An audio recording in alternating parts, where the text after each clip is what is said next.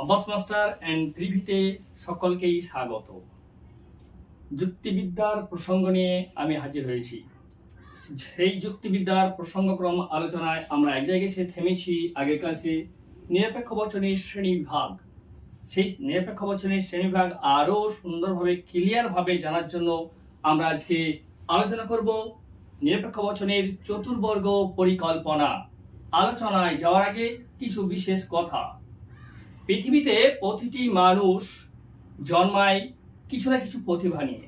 এমন কোনো মানুষ নেই যার কোনো কিছু প্রতিভা নেই। প্রতিভা সকলেরই থাকে, তবে প্রতিভা সবাই বিকশিত করার বা প্রকাশ করার উপযুক্ত প্ল্যাটফর্ম পায় না। উপযুক্ত প্ল্যাটফর্মের অভাবে অনেক প্রতিভাই পৃথিবীতে অকালে ঝরে যায় অথবা নিষ্ক্রিয় হয়ে যায়। যেমন একজন খেলোয়াড় যত ভালোই খেলা খেলুক, তার খেলার উদ্দীপনা উৎসাহ তখনই বাড়বে যদি দর্শক মাঠে হাজির থাকে।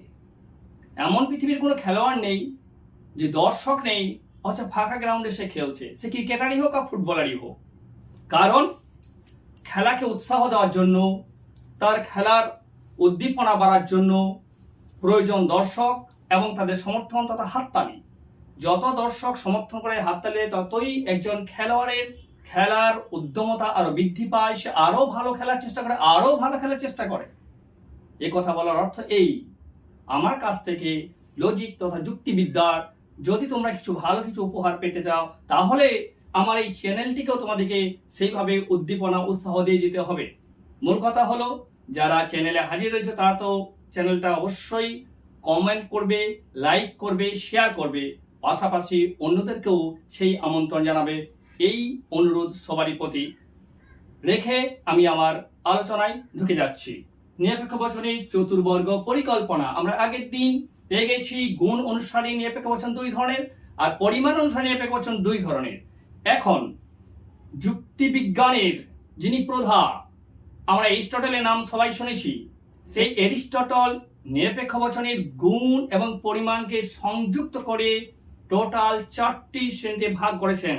সেই 4টা শ্রেণী আজকে আমরা বুঝে নেব। অর্থাৎ গুণ ও পরিমাণ মিলে নিরপেক্ষ বচন মোট 4 প্রকারের।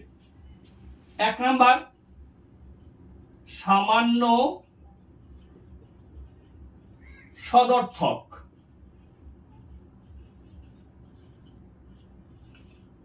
এ বচন। 2 নাম্বার সামান্য নঙ্গর্থক, ই বচন। 3 নাম্বার বিশেষ সদর্থক, আই বচন। 4 নাম্বার বিশেষ নঙ্গর্থক, ও বচন। তাহলে গুণ যুক্ত পরিমাণ অনুযায়ী নিরপেক্ষ বচন মোট 4 প্রকারের। সামান্য সদর্থক, সামান্য নঙ্গর্থক, বিশেষ সদর্থক এবং বিশেষ নঙ্গর্থক বচন। এখন প্রশ্ন হলো, এ ই আই ও এই 4টি ইংরেজি লেটার তথা স্বরবর্ণ ব্যবহার কেন করা হয়েছে, এই প্রসঙ্গ আমি একটু পরেই আলোচনা করছি। এখন এ বচন কোনগুলি আমরা আগেই জেনেছি, তবু আমরা এখানে সামান্য সদর্থক এ বচনের উদাহরণ দিয়ে বিষয়টাকে ক্লিয়ার করে নিতে পারবো। সকল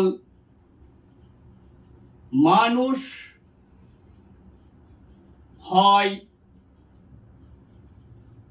কবি। সকল মানুষ হয় কবি, সামান্য সদর্থক তথা এ বচন। কোন বৃত্ত নয়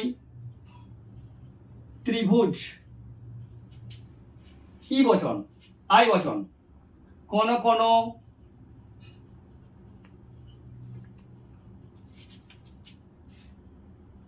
মানুষ হয় সৎ, ও বচন।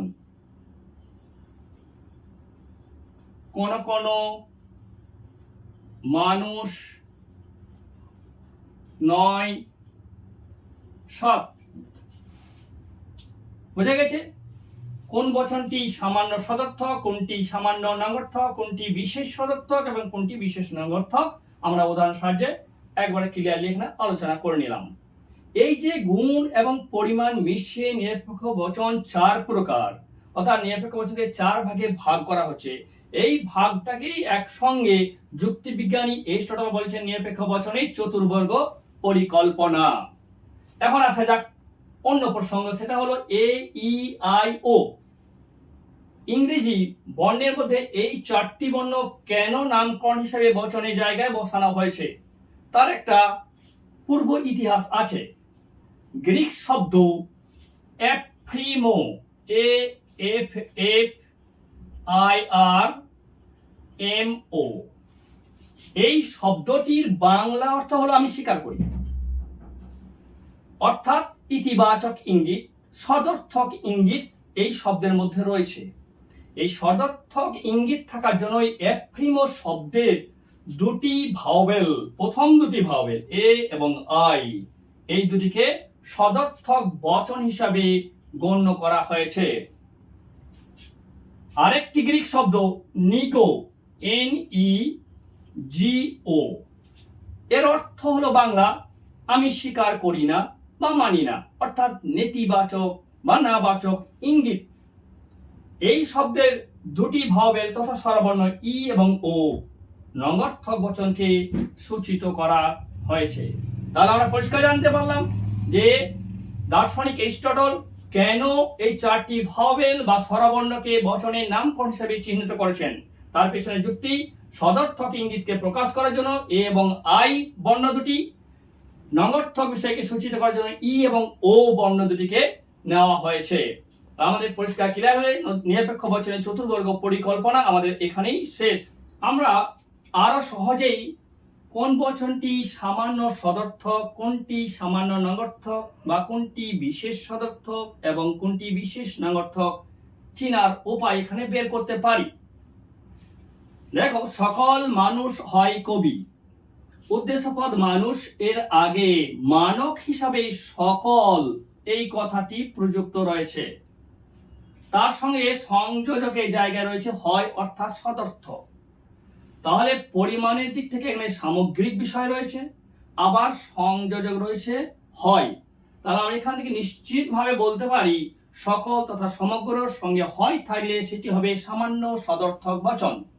অনুরূপ ই বচন, কোনগুলি আমরা ই বচন করব বা কোনগুলিকে আমরা সামান্য নঙ্গর্থক বচন বলবো তাও এখানে আমরা চিনতে পারবো।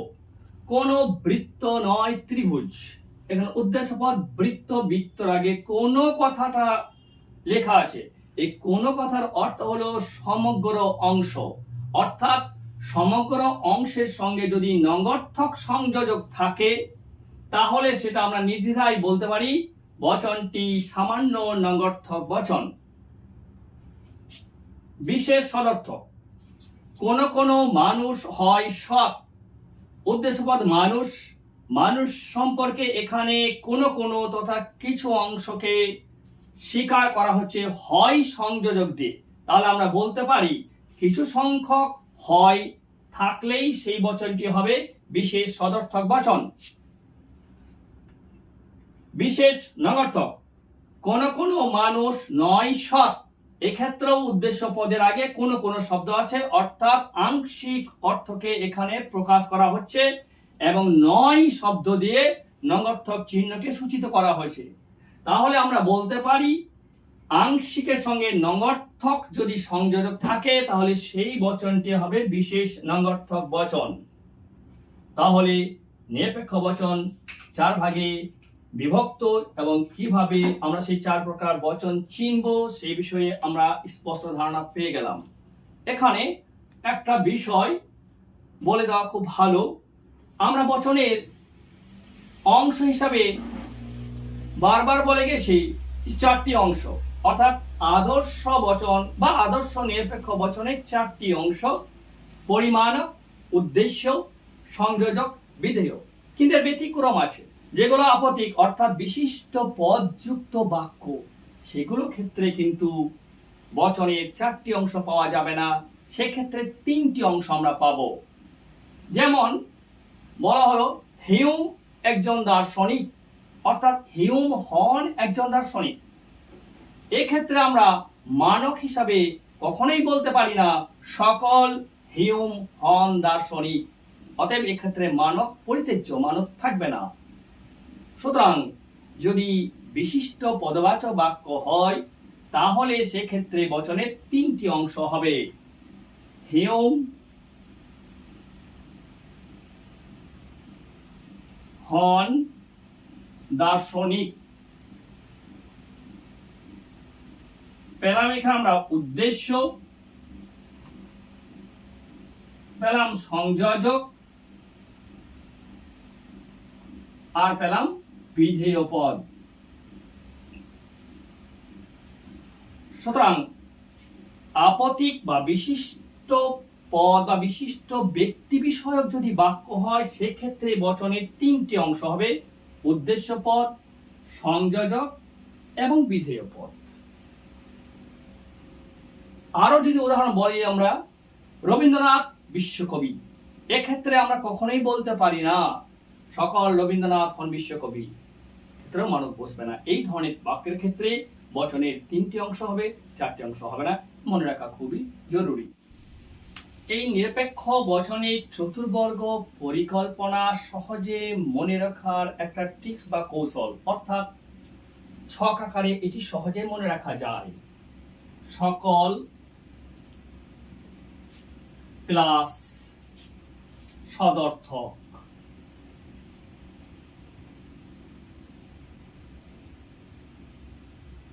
সমান এ বচন। কোন প্লাস নঙ্গর্থক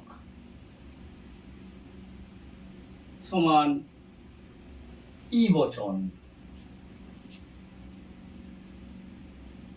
কোন কোন প্লাস সদর্থক সমান আই বচন। কোন কোন প্লাস নঙ্গর্থক সমান ও বচন। এই শর্টকাট সূত্রটি বা শর্টকাট বিষয়টি মনে রাখলে যে কোনো সময় যে কোনো মুহূর্তে নিরপেক্ষ বচনের গুণ পরিমাণ খুব সহজেই বলে দেওয়া যায়।